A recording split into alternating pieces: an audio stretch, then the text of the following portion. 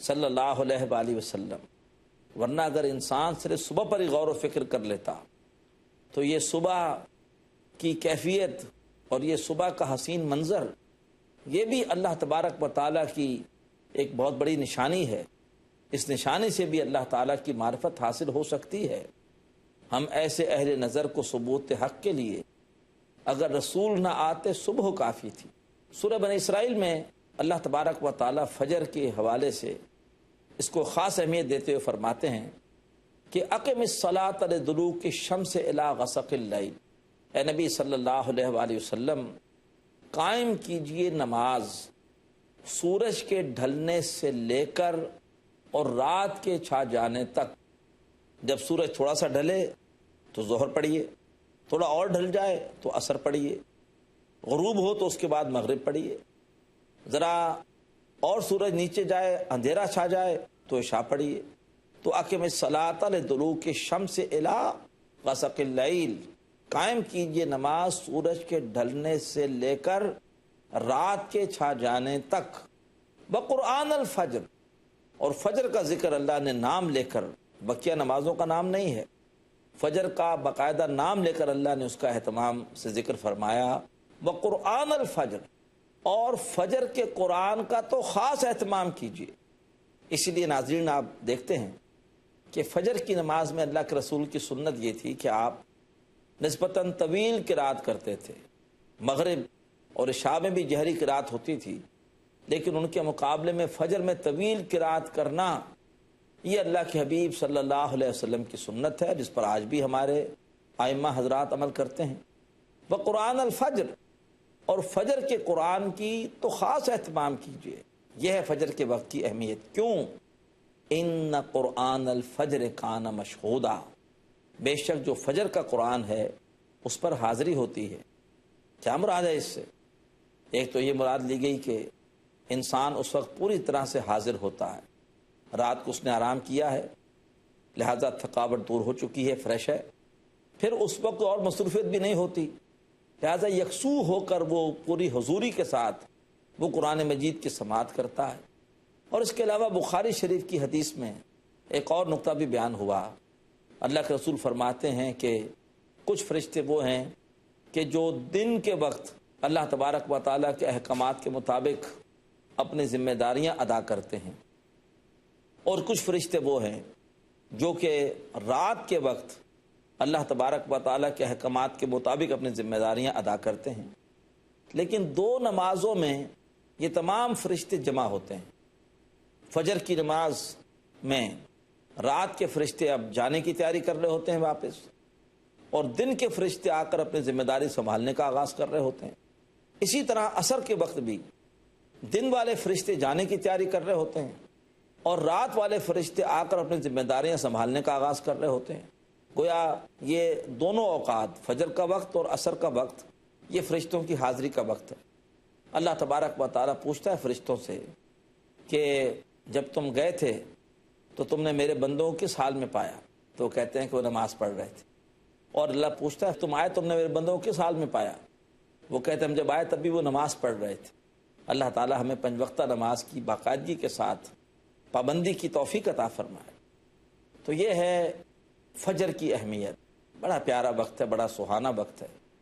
بڑے محروم ہیں وہ لوگ کہ جو فجر کے وقت سوتے رہتے ہیں اور اس سہانے وقت کی برکات اور اس کے خوبصورت منظر سے وہ استفادہ نہیں کرتے، اور اس موقع پر اللہ کی بارگاہ میں نماز پڑھ کر، قرآن مجید سن کر، خود اس وقت قرآن پاک کی تلاوت کر کے فیوز و برکات حاصل نہیں کرتے، جبکہ اللہ خود حکم دے رہا ہے کہ اس وقت خاص اہتمام کرو قرآن مجید کے پڑھنے کا۔ جب اللہ خود حکم دے رہا ہے، ہم عمل کریں گے تو انشاءاللہ پھر اللہ راضی ہوگا، اجر و ثواب بھی زیادہ ملے گا۔ پھر فرمایا وَلَيَالٍ عَشْرٍ، اور قسم ہے 10 راتوں کی۔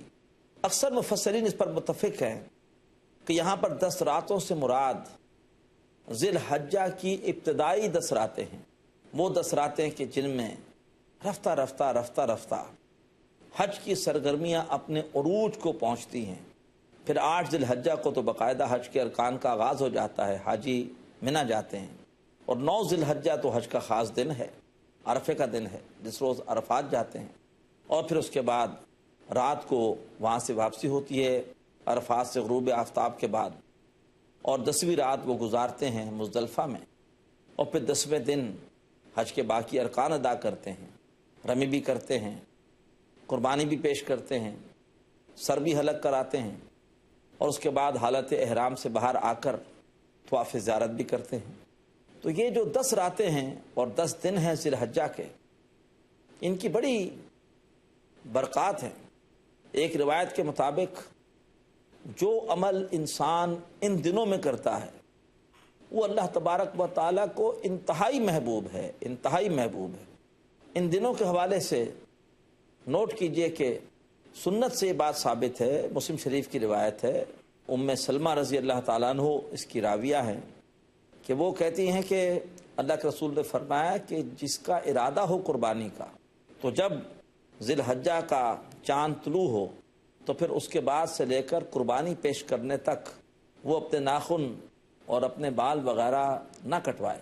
یعنی ایک قسم کی مشابہت پیدا ہو جائے گی پوری دنیا میں مسلمانوں کی اپنے ان بھائیوں کے ساتھ جو حالت احرام میں ہیں، کیونکہ حالت احرام میں ایک پابندی یہ بھی ہے کہ ناخن اور بال وغیرہ نہیں ترشوانے۔ اسی طریقے پر ان 10 دنوں میں جو کام بہت زیادہ پسندیدہ ہے وہ یہ ہے اللہ کا ذکر کیا جائے، تسبیح بھی کی جائے، تحمید بھی کی جائے، تکبیر بھی پڑھی جائے، اور تحلیل بھی ہو، لا الہ الا اللہ۔ پھر اس کے بعد 9 ذی الحجہ کا روزہ رکھیں وہ لوگ جو حج نہیں کر رہے۔ حاجی تو عرفات کے میدان میں ہیں تو ان کو تو روزہ نہیں رکھنا، ان کے لیے تو زیادہ اہم کام آج وقوف عرفہ ہے، لیکن جو غیر حاجی ہیں وہ 9 ذی الحجہ کو روزہ رکھیں۔ اور یہ روزہ اتنا اہم ہے کہ امید ہے، اللہ کے رسول نے فرمایا کہ اس سے ایک بندے کے پچھلے 1 سال کے اور آئندہ کے 1 سال کے صغیرہ گناہ اس کی وجہ سے معاف ہو جائیں گے۔ پھر 10 ذی الحجہ کو سب سے زیادہ محبوب عمل اللہ کے نزدیک کیا ہے؟ وہ ہے اللہ کی بارگاہ میں قربانی پیش کرنا اور خون بہانا۔ محترم ناظرین، بہت اہم ایک مضمون آج ہمارے سامنے آ رہا ہے کہ وہ کون سے اہم اوقات ہیں کہ جن میں فیوز و برکات ہمیں زیادہ مل سکتی ہیں اللہ کی جناب سے۔ ایک وقفہ لے کر بات کو انشاءاللہ جاری رکھتے ہیں، ہمارے ساتھ رہیے گا۔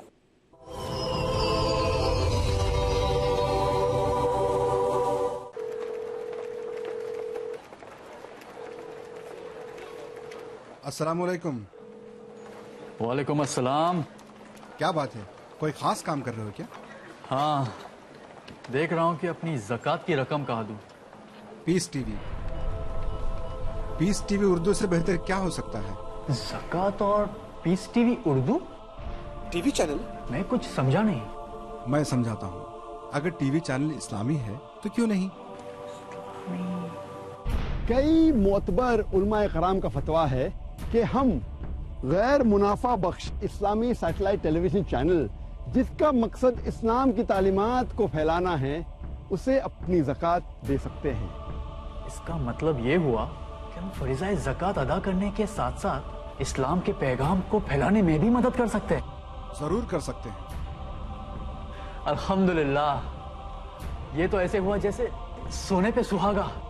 پیس ٹی وی اردو کا تعاون کریں۔ آپ اپنی زکوٰۃ اور امداد کی رقم بھیج سکتے ہیں IRFI Al Rayan bank, Quadrant Court 48 Calthorpe Road, Birmingham, UK، post code B151TH، pound account number 011323301، euro account number 011323302، US dollar account number 011323303، sort code 300083، swift BIC code IBOBGB22، IBAN GB52 Lloyd 30963401 024192۔ Telephone کے ذریعے رقم بھیجنے کے لیے +44 208 2424 321۔ آپ اپنی بھیجی ہوئی امداد کی جانکاری admin@peacetv.tv پر دیں۔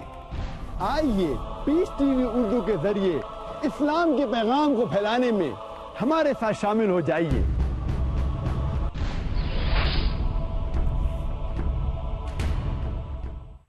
He faces. My question is, I have two questions.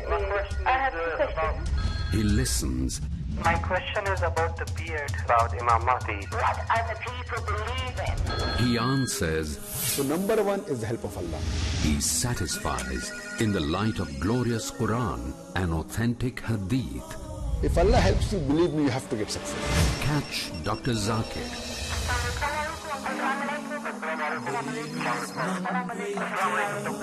Then we have the next call, please.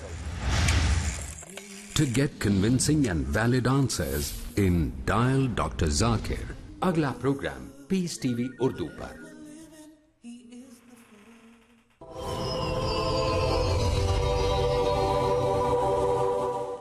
मोहतरम नाजरीन, वक्फे के बाद एक बार फिर खुश आमदीद और अस्सलामु अलैकुम व रहमतुल्लाहि व बरकातुहू। सादतों का हसूल कुरान मजीद की रोशनी में इस मौजू पर हमारी गुफ्तगू का सिलसिला चल रहा है। आज हम ये समझ रहे हैं कि फ़यूज़ व बरक़ात कब मिलते हैं। इस हवाले से सूरह फजर की इब्तिदाई आयात का बयान चल रहा है। फरमाया वल फजर, कसम है फजर के वक्त की। ये वो वक्त है जिसमें कुरान मजीद पढ़ने का और अल्लाह से लौ लगाने का इंशाअल्लाह ज़्यादा अजर व सवाब मिलेगा। वलयालिन अशर, और कसम है 10 रातों की। अक्सर मुफस्सरीन के नज़दीक इससे मुराद ज़िलहज्जा की इब्तिदाई 10 रातें हैं, 10 दिन हैं कि उनमें ज़्यादा से ज़्यादा इंसान नेकियां करे, क्योंकि बुखारी शरीफ की हदीस है कि जो इंसान नेकियां इन 10 दिनों में करता है। फिर इसके बाद फरमाया वश्शफ़ वल वतर, कसम है जुफ्त की और कसम है ताक की। ये इस लिहाज से ज़रा मुश्किल आयत है कि इसके हवाले से मुफस्सरीन के कई अक़वाल हैं। बाज़ मुफस्सरीन ने लिखा है कि 36 मुख्तलिफ आरा हैं कि जो जुफ्त और ताक के हवाले से बयान की गई हैं, लेकिन एक राय ये है कि इससे मुराद है रमज़ान का आखिरी अशरा, क्योंकि उसमें इंसान जुफ्त और ताक का ख्याल रखता है कि आज ताक रात है कि जुफ्त रात है। क्यों? इसलिए कि अल्लाह के हबीब सल्लल्लाहु अलैहि वसल्लम ने फरमाया कि शब कद्र को रमज़ान के आखिरी अशरे की ताक रातों में तलाश करो। तो लिहाजा अल्लाह के नेक बंदे रमज़ान के आखिरी अशरे में पाँचों की पाँचों ताक रातों में सुन्नत पर अमल करते हुए अल्लाह तबारक व ताला की इबादत का खुसूसी एहतमाम करते हैं। ना मालूम कि इन 5 ताक रातों में से कौन सी रात शब कद्र की हो। और शब कद्र की अहमियत क्या है? ख़ुद कुरान में अल्लाह ने बताया कि इन्ना अंज़लनाहु फ़ी लैलतिल क़द्र, बेशक हमने उसे यानी कुरान को नाजिल किया शब कद्र में। वमा अदराका मा लैलतुल क़द्र, और तुम्हें क्या मालूम कि वो शब कद्र क्या है, वो कद्र वाली रात क्या है, तुम्हें क्या मालूम। लैलतुल क़द्र खैरुम मिन अल्फ़ शहर, ये जो कद्र वाली रात है, शब कद्र है, ये 1000 महीनों से बढ़कर है। यानी अगर किसी को शब कद्र में इबादत की सादत मिल जाए और अगर उसकी इबादत अल्लाह कबूल फरमा ले तो अजर इतना मिलेगा जितना उस शख्स को मिलेगा जो 1000 महीने तक अल्लाह की इबादत करता रहे। आप अंदाज़ा कर सकते हैं कि कैसी बरकत और कैसा फैज़ शब कद्र की रातों में इबादत का मिलता है। हमारी बड़ी महरूमी है कि हम में से अक्सर लोगों ने बस ये तय कर लिया है कि शब कद्र तो 27वीं शब है, उस शब में तो एहतमाम करते हैं कुछ इबादत का और बाकी में इतना एहतमाम नहीं होता। होना ये चाहिए कि अल्लाह तौफीक दे कि पाँचों की पाँचों ताक रातों में हम खुसूसी एहतमाम करें। अल्लाह के रसूल खुसूसी एहतमाम करते थे, घर वालों को भी इन रातों में खुसूसी एहतमाम करने की तरगीब और तशवीक देते थे। हज़रत आयशा रज़ी अल्लाह ताला अन्हा ने पूछा कि अगर मुझे शब कद्र मिल जाए तो मैं क्या दुआ करूं? तो आपने कहा यूँ दुआ करो, अल्लाहुम्मा इन्नका अफ़ूबुन तुहिब्बुल अफ़्व फ़अफ़ु अन्नी, ऐ अल्लाह बेशक तू माफ़ करने वाला है, तू माफ़ करने को पसंद फरमाता है, तो अल्लाह मुझे भी माफ़ फरमा दे, मेरे भी गुनाहों से तरगुज़र फरमा दे। तो ये है रमज़ान का आखिरी अशरा जिसमें हम जुफ्त और ताक का ख़ास ख्याल रखते हैं। फिर फरमाया वल्लैल इज़ा यसर, और चौथा बड़ा अजीम वक्त, बड़ा फैज़ और बरक़ात लूटने का वक्त वो क्या है وہ ہے کہ جب رات جا رہی ہو، رات کا پچھلا پہر، سحر کا وقت. اللہ کے رسول کا ارشاد ہے، مسلم شریف کی روایت ہے کہ رات کے پچھلے پہر اللہ تبارک و تعالیٰ سمائے دنیا پر جلوہ فروز ہوتے ہیں اور پکار لگاتے ہیں، کوئی ہے مانگنے والا کہ میں اس کو دوں، کوئی ہے دعا کرنے والا کہ میں اس کی دعا پوری کروں، اور کوئی ہے بخشش مانگنے والا کہ میں اس کو بخش دوں. اللہ تعالیٰ تو ہم پر بہت کرم کرنے والے ہیں، ہم تو مائل بکرم ہیں، کوئی سائل ہی نہیں. راہ دکھلائیں کسے، کوئی راہ رب منزل ہی نہیں. اللہ تعالیٰ ہمیں توفیق دے کہ ایسے وقت میں ہم اٹھیں اور اللہ تبارک و تعالیٰ سے مانگیں. اللہ نے فرمایا سورہ آل عمران میں کہ اللہ کے محبوب بندے کون ہیں؟ واللہ بصیر بالعباد، اللہ تعالیٰ اپنے بندوں کو خوب دیکھنے والا ہے. الذین یقولون ربنا آمنا فاغفر لنا ذنوبنا وقنا عذاب النار. یہ اللہ کے بندے وہ ہیں جو یوں کہتے ہیں کہ اے ہمارے رب ہم ایمان لے آئے، پس تو ہمارے گناہوں کو بخش دے اور ہمیں آگ کے عذاب سے بچا لے. الصابرین والصادقین والقانتین والمنفقین والمستغفرین بالاسحار، یہ وہ لوگ ہیں جو صبر کرنے والے ہیں اور یہ سچے لوگ ہیں، یہ اللہ تعالیٰ کی تابعداری کرنے والے ہیں، یہ اللہ کی راہ میں خرچ کرنے والے ہیں، اور یہ خاص طور پر سحر کے وقت اللہ تعالیٰ سے بخشش مانگنے والے ہیں. اللہ تعالیٰ یہ سارے صفات ہمیں عطا فرمائے. جب اللہ خود کہہ رہا ہے کوئی ہے بخشش مانگنے والا کہ میں اس کو بخش دوں، تو یہ وقت ہے کہ اللہ سے ہم بخشش مانگیں. جب خود اللہ کہہ رہا ہے کوئی ہے دعا کرنے والا کہ اس کی دعا پوری کروں، تو ضرورت ہے کہ اس وقت ہم دعا کریں تاکہ اللہ تعالیٰ ہماری دعائیں پوری فرمائے. اور پھر سورہ زاریات میں ارشاد ہوتا ہے اللہ کے نیک بندوں کے بارے میں کہ قانو قلیلا من اللیل ما یہجعون وبالاسحار ہم یستغفرون، وہ راتوں کو کم ہی سوتے تھے اور خاص طور پر سحر کے وقت وہ اللہ تبارک و تعالیٰ سے بخشش مانگتے تھے. عطار ہو، رومی ہو، رازی ہو، غزالی ہو، کچھ ہاتھ نہیں آتا بے آہ سحر گاہی. نبی پاک صلی اللہ علیہ وسلم جب ہجرت کر کے مدینہ تشریف لائے تو عبداللہ ابن سلام رضی اللہ تعالیٰ عنہ، جو اس سے پہلے اسلام قبول کرنے سے پہلے ایک یہودی عالم دین تھے، وہ کہتے ہیں کہ میں بھی گیا یہ دیکھنے کے لیے کہ آیا جو ہستی مکہ سے آئی ہجرت کر کے وہ سچے نبی ہیں کہ نہیں ہیں. جیسے ہی میری نگاہ اللہ کے رسول کے چہرے پر پڑی تو میرے دل نے گواہی دی کہ یہ چہرہ کسی جھوٹے نبی کا چہرہ نہیں ہو سکتا، جھوٹے انسان کا چہرہ نہیں ہو سکتا. پھر وہ کہتے ہیں کہ اللہ کے رسول نے صلی اللہ علیہ وسلم بڑا مختصر سا ایک خطبہ ارشاد فرمایا اور اس میں صحابہ اکرام کو آپ نے 4 باتوں کی نصیحت کی. افشوا السلام، سلام کو عام کرو، سلام کو پھیلاؤ، اپنے بھائیوں کو سلامتی کی دعائیں دو. واتموا الطعام، اور انہیں کھانا کھلاؤ. یہ وہ باتیں جس سے آپس میں محبتیں بڑھتی ہیں.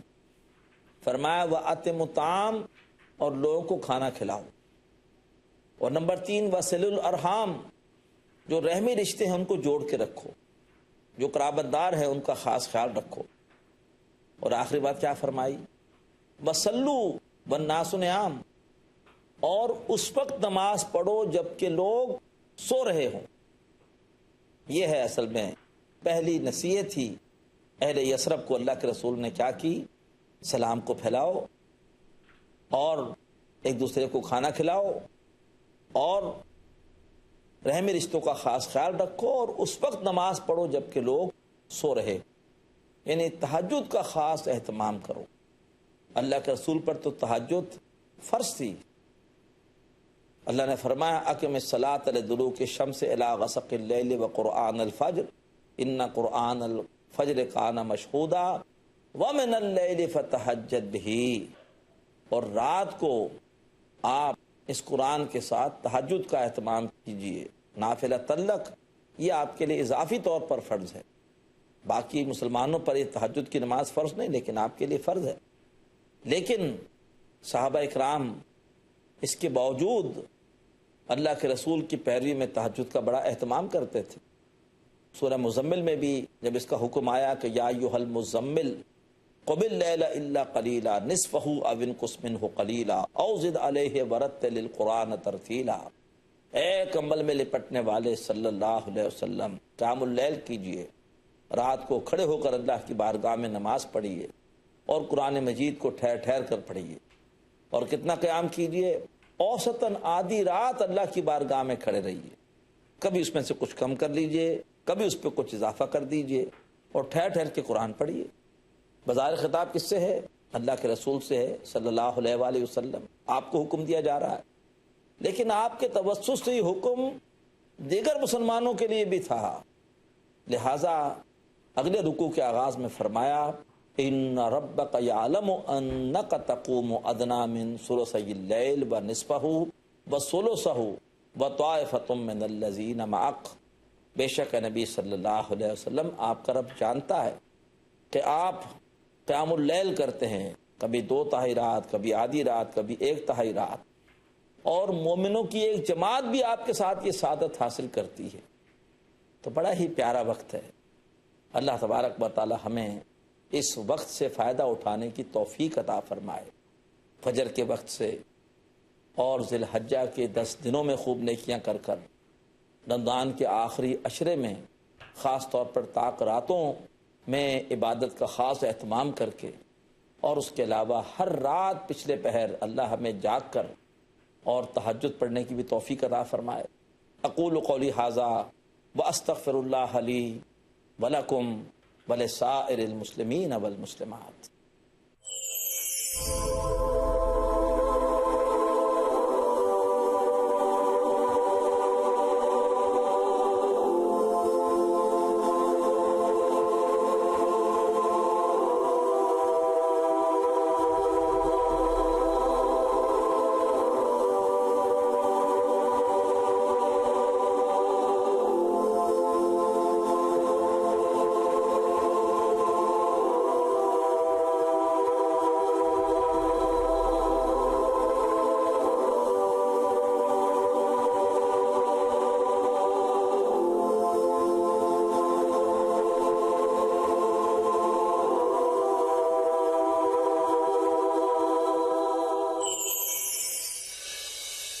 ہر مسلمان پر علم کا حاصل کرنا فرض ہے۔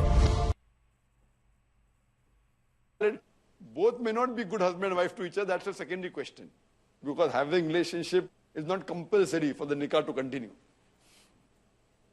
Having relationship is not compulsory for nikah to continue. So they may not be good husband and wife, but the nikah is valid and they are yet husband and wife. Hope that answers the question. This was the last question of this session on better half or better half. Inshallah, we'll meet soon. Wa akhir da'wana alhamdulillahi rabbil alamin. Stay young, forever be true. Cherish this life that's destined for you. Live your life with kindness and care. Remember, Allah will always be there, be there. Nikahun Mubarak.